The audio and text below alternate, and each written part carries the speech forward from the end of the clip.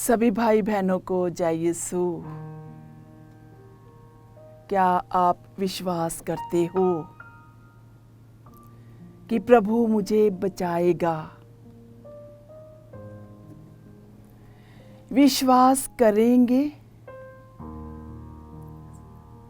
कि प्रभु हमें बचाएगा। ऐसे प्रार्थना में बैठे हुए थे काउंसलिंग के लिए। एक बहन आई और उन्होंने कहा, सिस्टर मुसीबत में फंसे हुए हैं, कोई भी रास्ता नहीं है, पूरा परिवार डगमगा रहा है। तो जैसे जैसे सुनती जा रही थी, परेशान भी थे। बेटा जेल में है, पति उसका शराब पीता है, दूसरे बेटे बेटियां कहना नहीं मानते हैं, सब कुछ रुका हुआ है, रुकावटें हैं। तो मैं जब उसको सुनती हूँ, प्रभु की ओर देखती हूँ और ये भी विश्वास दिलाती हूँ कि बहन, प्रभु आपको बचाएगा। तो जैसे जैसे हम अपने जीवन में मुसीबतों का सामना करते हैं तो हमें गहराइयों से सोचना है।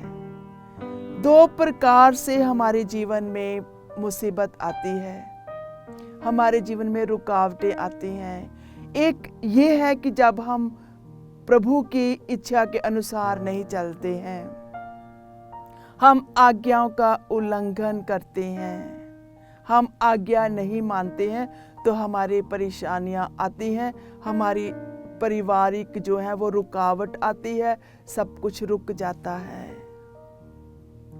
और दूसरी तरफ से आशीष आती है जब हम प्रभु की आज्ञा को मानते हैं, जब हम प्रभु के नियमों के अनुसार चलते हैं, जब हम विश्वास करते हैं कि मेरा प्रभु है जो मुझे प्यार करता है, मेरा प्रभु है जो मुझे बचाएगा। तो आज मैं आपको दो नबियों के बारे में बताऊंगी, दो धार्मिक इंसानों के बारे में बताऊंगी। जो पहला इंसान जो प्रभु की आज्ञा को नहीं मानता है, किंतु फिर भी प्रभु की आज्ञा पर चलने पर उसके जीवन में कैसे आशीष आती है। और एक इंसान जो प्रभु को मानता है, श्रद्धा रखता है, फिर भी उसके जीवन में मुसीबतें आती हैं, किंतु वो मुसीबतों में अटल रहता है। तो सबसे पहले हम देखेंगे योना का ग्रंथ अध्याय 2 पद संख्या 1 से 11 में हम देखते हैं कि किस तरह से योना नबी को संकट से मुक्ति पाता है। योना नबी संकट से मुक्ति पाता है और जब वो संकट में पड़ा हुआ होता है, वे प्रभु की दुहाई देता है। प्रभु के आदेशा अनुसार एक मश जोना को निगल गया और 3 दिन और 3 रात योना मश के पेट में पड़ा रहा।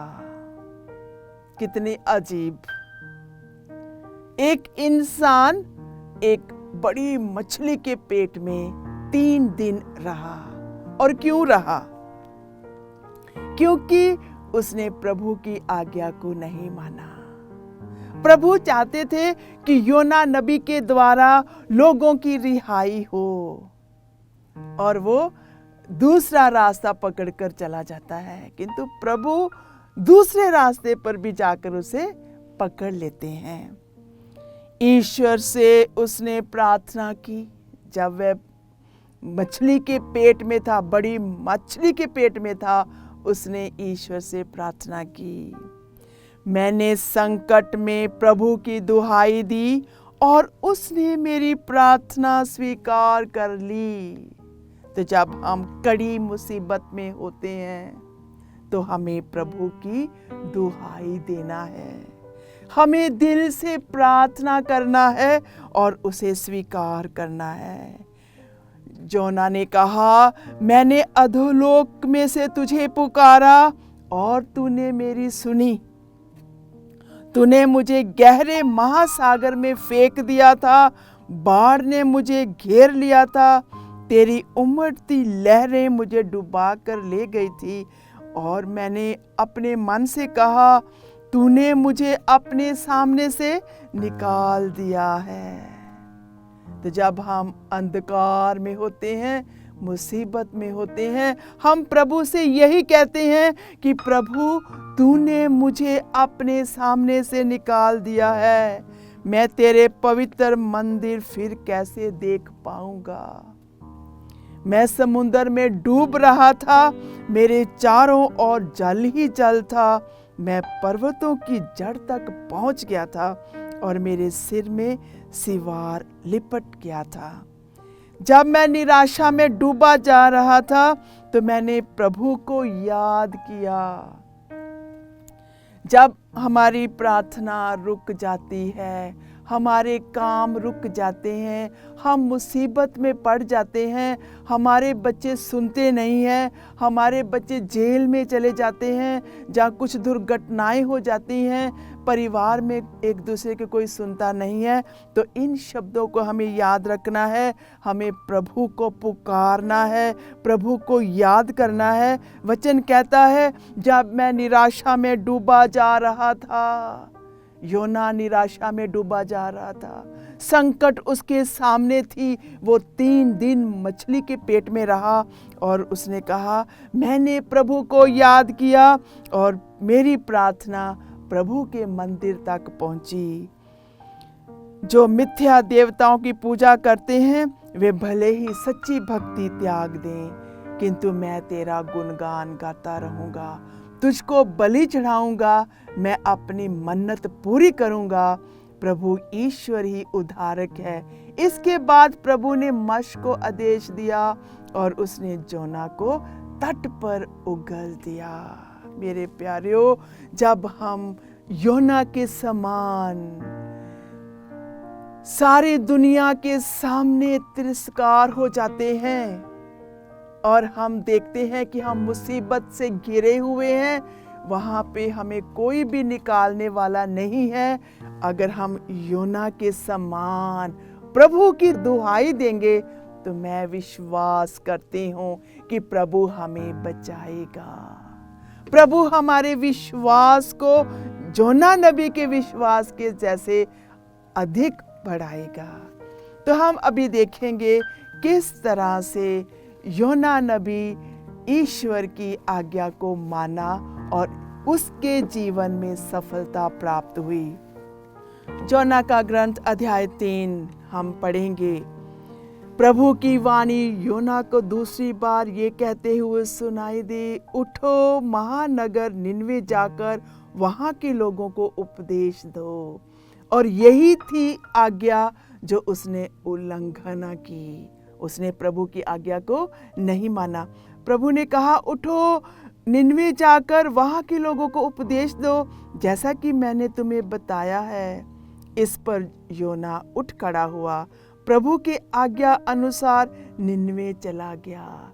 तो पहले उसने क्या किया? उसने प्रभु की आज्ञा को नहीं माना, वह निनवे नहीं गया, उसने दूसरा रास्ता पकड़ लिया। निनवे एक बहुत बड़ा शहर था, उसे पार करने में 3 दिन लगते थे। जोना ने उसमें प्रवेश किया और 1 दिन की यात्रा पूरी करने के बाद वे इस प्रकार उपदेश देने लगा, 40 दिन के बाद निनवे का विनाश किया जाएगा। तो ये है, यहाँ पर प्रभु उसे सही रास्ते पर लाते हैं। कैसे लाते हैं? उसे मुसीबत में डालते हैं और वो मुसीबत में प्रभु को पुकारता है और उसे नया रास्ता दिखता है। तो मेरे प्यारे भाइयों और बहनों, जब हमारा जीवन रुक जाता है, हमारे जीवन में हलचल आ जाती है, तो आओ हम थोड़ा सा मनन चिंतन करें, कौन सा ऐसा घोर पाप है जो हम कर रहे हैं, कौन सी ऐसी आज्ञा है जिसे हम नहीं मान रहे हैं। ये योना का एक बहुत सुंदर उदाहरण है हमारे लिए। प्रभु ने योना को चुना। क्यों चुना? ताकि वे निनवे के लोगों को उनके पापों से बाहर निकालकर प्रभु के सामने ला सके। किंतु योना नहीं चाहता था कि वे निनवे के लोगों के पास जाए और उनके पाप क्षमा हो जाएं। तो इस उदाहरण से हम देखते हैं कि जब हम सही काम नहीं करते हैं तो हमारा जीवन परेशानी में आता है। निनवे के लोगों ने ईश्वर की बात पर विश्वास किया। तो जो लोग संकट में पड़े हुए हैं वे प्रभु की आवाज के लिए तरस रहे हैं, और जब योना उन्हें समझाता है तो वे उसकी आवाज को सुनते हैं। उन्होंने उपवास की घोषणा की और बड़ों से लेकर छोटों तक सबों ने टाट ओढ़ लिया। निनवे के राजा ने ये खबर सुनी, उसने अपना सिंहासन छोड़ दिया और वस्त्र उतार कर टाट पहन लिया और वे राख पर बैठ गया। इसके बाद उसने निनवे में ये आदेश घोषित किया, ये राजा तथा उनके सामंतों का आदेश है, चाहे मनुष्य हो या पशु, गायें, बैल या भेड़ बकरी, कोई भी ना तो खाएगा, ना चरेगा और ना पानी पिएगा। सभी व्यक्ति टाट ओढ़कर पूरी शक्ति से ईश्वर की दुहाई देंगे। तो ये है प्रभु का वचन मेरे प्यारे भाइयों और बहनों, खासकर इस परिवार के लिए जो इस समय मुसीबत में है। हमें क्या करना है और हम नहीं करते हैं। हमें इस तरह से अपने आप को अपने कामों से थोड़ा अलग होकर ईश्वर के पास जाना है। राजा ने भी अपना सिंहासन छोड़ दिया, लोगों ने भी अपने काम छोड़ दिए और अपना मन प्रभु की ओर फिरा लिया और अपने पापों का पश्चाताप किया। सभी अपना कुमार्ग तथा अपने हाथों से होने वाले हिंसात्मक कार्य छोड़ दें। देखो प्रभु कहते हैं, वचन कहता है, अपने कुमार्ग यानी अपने सारी गलतियां, अपने सारे पाप, अपने सारे दुख प्रभु के लिए छोड़ दो। क्या जाने ईश्वर द्रवित हो जाए, उसका क्रोध शांत हो जाए और हमारा विनाश ना हो। तो हमारे परिवार में जब हलचल होती है, जब सब प्रकार की मुसीबतें आ जाती हैं, तो वचन हमें याद दिलाता है प्रभु हम पर दयावान हो जाएगा, उसका क्रोध शांत हो जाए। तो इसलिए हमें क्या करना है, प्रार्थना में लग जाना है, भक्तों को अपने घर में प्रार्थना के लिए बुलाना है, पाप स्वीकार करना है। तो तभी ही हमारे जीवन में मुक्ति का अनुभव होगा और हमारी मुसीबतें दूर होंगी और हमें प्रभु बचाएगा। ईश्वर ने देखा कि वे क्या कर रहे हैं और किस प्रकार उन्होंने कुमार्ग छोड़ दिया, तो वे द्रवित हो गया और उसने जिस विपत्ति की धमकी दी थी उसे उन पर नहीं आने दिया। मेरे प्यारों, जब हम प्रभु को अपना समय देते हैं, प्रभु ये नहीं चाहता है कि तुम बड़े बड़े त्याग तपस्या करो। प्रभु कहता है दिन में कम से कम कुछ समय मेरे लिए निकालो। तो इस तरह से निनवे शहर के लोगों ने हर एक काम छोड़ दिया, अपने पापों पर पश्चाताप किया और उस राज्य में शांति का उदय हुआ। तो शांति लाने वाला कौन था? योना नबी। योना नबी जो प्रभु की आज्ञा से दूसरी तरफ भाग रहा था, प्रभु उसे संकट में डालते हैं और जब वह संकट में पड़ जाता है वो प्रभु की दुहाई देता है और प्रभु फिर से उसका साथ देता है और वह निनवे के लोगों को मुसीबतों से बचाता है। तो हमारे परिवार में भी क्या हुआ है कि हम जब प्रभु के मार्ग से फिसल जाते हैं तो हमारे जीवन में मुसीबतें आती हैं, किंतु जब हम प्रभु की ओर फिर जाते हैं तो प्रभु फिर से हमें शांति देते हैं। तो एक तो गलतियों के कारण हम मुसीबत सहन करते हैं, दूसरा है हम प्रभु हमारी परीक्षा लेते हैं। हम देखते हैं अय्यूब का ग्रंथ अध्याय 1, जब आपके पास समय है तो पूरा एक चैप्टर पढ़ेंगे। उसमें हमें बताया जाता है कि किस तरह से अय्यूब एक धर्मी इंसान था। उस देश में अय्यूब नामक मनुष्य रहता था। वे निर्दोष और निष्कपट था, ईश्वर पर श्रद्धा रखता और बुराई से दूर रहता था। कहते उसके 7 पुत्र और 3 पुत्रियां थी। उसके पास 7,000 भेड़ें, 3,000 ऊंट, 500 जोड़ी बैल, 500 गद्दियां, बहुत से नौकर चाकर थे। वे समस्त पूर्वी देशों के लोगों से सबसे बड़ा था। उसके पुत्र बारी बारी से अपने वहां भोज का प्रबंध किया करते और तीनों बहनों को भी अपने साथ खाने पीने के लिए निमंत्रित किया करते थे।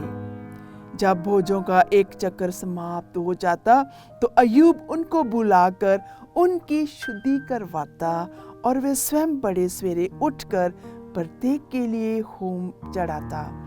तो मैं इतना आपको समझाना नहीं चाह रही हूँ, क्योंकि ये बहुत स्पष्ट रूप से आप सुन सकते हैं, समझ सकते हैं कि किस तरह अय्यूब एक धर्मी पिता था और अपने बच्चों को एक साथ रखता था। क्योंकि अय्यूब ये सोचता था, सब संभव है मेरे लड़कों ने कोई पाप किया हो और मन ही मन ईश्वर की निंदा की हो, इसलिए अय्यूब हर बार ऐसा ही किया करता था। तो मेरे प्यारों, परीक्षाओं में जब प्रभु परीक्षा लेता है तो हम विश्वास के साथ उस परीक्षाओं को स्वीकार करते हैं तो हमारे परिवार में हलचल नहीं होगी। एक दिन ऐसा हुआ कि स्वर्गदूत प्रभु के सामने उपस्थित हुए और शैतान भी उनमें सम्मिलित हो गया। प्रभु ने शैतान से कहा, तुम कहाँ से आए हो? शैतान ने प्रभु को उत्तर दिया, मैंने पृथ्वी का पूरा चक्कर लगाया है। इस पर प्रभु ने कहा, क्या तुमने मेरे सेवक अय्यूब पर ध्यान दिया? पृथ्वी पर भर में उसके समान कोई नहीं है। वे निर्दोष और निष्कपट है। वे ईश्वर पर श्रद्धा रखता और बुराई से दूर रहता है। शैतान ने प्रभु से कहा, क्या अय्यूब यूं ही ईश्वर पर श्रद्धा रखता है? अभी प्रश्न पूछता है, क्या वो ऐसे ही तेरे पर श्रद्धा रखता है? क्यों रखता है? क्योंकि आपने उसके परिवार, उसकी पूरी जायदाद के चारों और मानो घेरा लगाकर उसे सुरक्षित नहीं रखा। आपने उसके सब कार्यों को आशीर्वाद दिया। उसके झुंड देश भर में फैले हुए हैं। आप हाथ बढ़ाकर उसकी सारी संपत्ति छीन ले तो वह निश्चय ही आपके मुंह पर आपकी निंदा करेगा। तो मैं ये कहना चाहती हूँ कि अभी शैतान भी उस परिवार के पीछे है। क्यों? क्योंकि वो भले इंसान हैं। वे पिता ईश्वर से अनुमति लेता है और कहता है, प्रभु ने शैतान से कहा, अच्छा, उसका सब कुछ तुम्हारे हाथों में है। अभी परीक्षा का समय आ गया, किंतु अय्यूब पर हाथ मत लगाना। इसके बाद शैतान प्रभु के सामने से चला गया। अय्यूब के पुत्र पुत्रियां किसी दिन अपने भाई के यहाँ खा पी रहे थे कि संदेशवाहक ने आकर अय्यूब से कहा, बैल हल में जुते हुए हैं और गदहियां उनके आसपास चर रही हैं। उस समय शबाई उन पर टूट पड़े और आपके सेवकों को तलवार के घाट उतारकर सब पशुओं को लेकर गए। केवल मैं बच गया और आपको ये समाचार सुनाने आया हूँ। वे बोल ही रहा था कि दूसरा आकर कहने लगा, ईश्वर की आग आकाश से गिर गई, उसने भेड़ों और चरवाहों को जलाकर भस्म कर दिया। केवल मैं बच गया और आपको ये समाचार सुनाने आया हूँ। वे बोल ही रहा था कि एक और अंदर आया और कहने लगा, खलदई 3 दल बनाकर ऊंटों पर टूट पड़े और आपके नौकरों को तलवार के घाट उतारकर पशुओं को लेके केवल मैं बच गया और आपको ये समाचार सुनाने आया हूँ। वे बोल ही रहा था कि एक और आकर कहने लगा, आपके पुत्र पुत्रियां अपने बड़े भाई के यहाँ खा पी रहे हैं कि एक भीषण आंधी मरुभूमि की ओर से आई और घर के चारों कोनों से इतनी जोर से टकराई कि घर आपके पुत्र पुत्रियों पर गिर गया और वे मर गए। केवल मैं बच गया और आपको ये समाचार सुनाने आया हूँ। अय्यूब ने उठकर अपने वस्त्र फाड़ डाले, उसने सिर झुकाया और मुंह के बल भूमि पर गिर पड़ा। ये कहा, मैं नंगा ही माता के गर्भ से निकला और नंगा ही पृथ्वी के गर्भ में लौट आऊंगा। प्रभु ने दिया, प्रभु ने ले लिया, उसी का नाम धन्य है।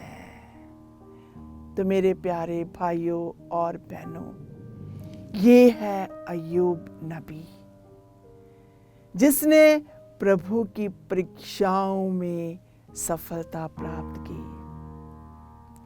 तो मैं अंत में यही कहना चाहती हूँ, जब हमारे जीवन में परेशानियां आती हैं तो हमें विचार करना है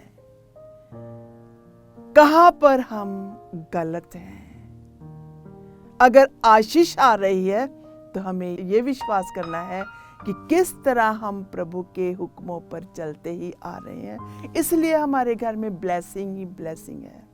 तो आओ हम विश्वास करें,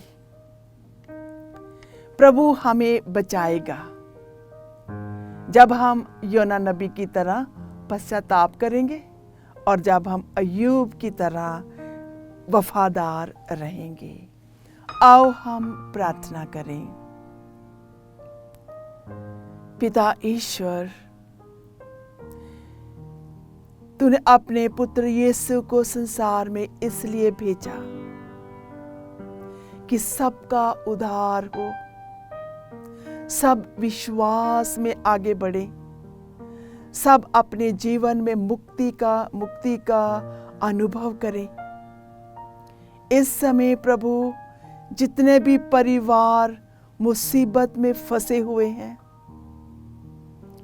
उनके बेटे बेटियां जो जेल में हैं, उनके बच्चे जो आज्ञा का पालना नहीं करते हैं, उनके जीवन में जो भी अंधकार है प्रभु, हम योना नबी की तरह, अय्यूब की तरह अपने जीवन में तुझे पुकारें, तुझ पर विश्वास करें और संकट में तुझे याद करें।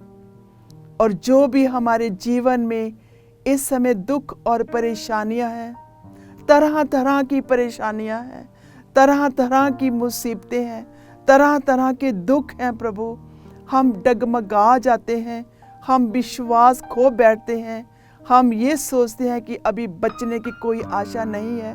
हे प्रभु, इस समय अपनी आत्मा से अभिषेक करो और हमारे दिलों को प्रभु स्पर्श करो और हमें चंगा करो। जिस तरह अय्यूब ने कहा, प्रभु ने दिया, प्रभु ने ले लिया, उसी का नाम धन्य हो। ये वचन हमारे जीवन में काम आए और हमें हर मुसीबत से बचाएं। ये प्रार्थना करते हैं प्रभु यीशु के नाम से, आमीन।